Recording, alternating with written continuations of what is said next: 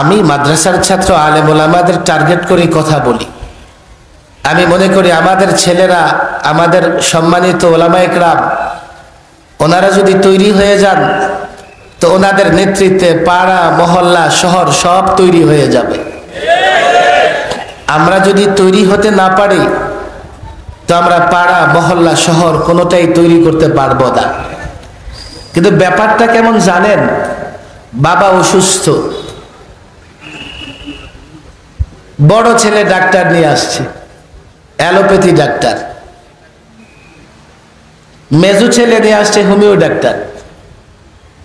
ছোট্ট ছেলেটা নিয়ে আসছে ইউনানি চিকিৎসার ডাক্তার। সবাই যুক্তি দিতেছে, বড় ছেলে বলতেছে এটা অত্যাধুনিক চিকিৎসা, অ্যালোপ্যাথি।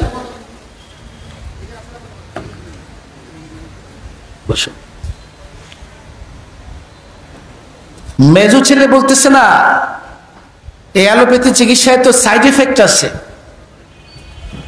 বাবারে এটা দিয়ে ট্রিটমেন্ট করতে দেওয়া যাবে না।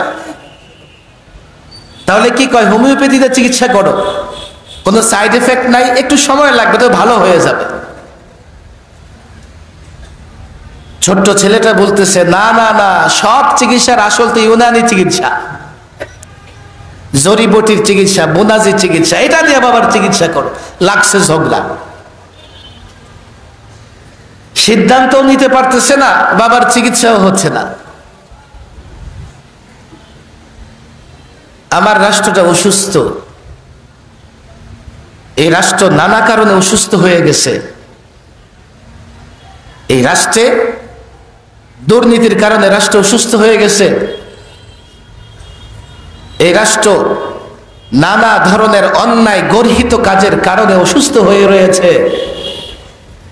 ট্রিটমেন্টের জন্য এক একজন এক এক ফর্মুলা দিতেছে, কিন্তু ঐক্যমতে পৌঁছানো সম্ভব হচ্ছে না।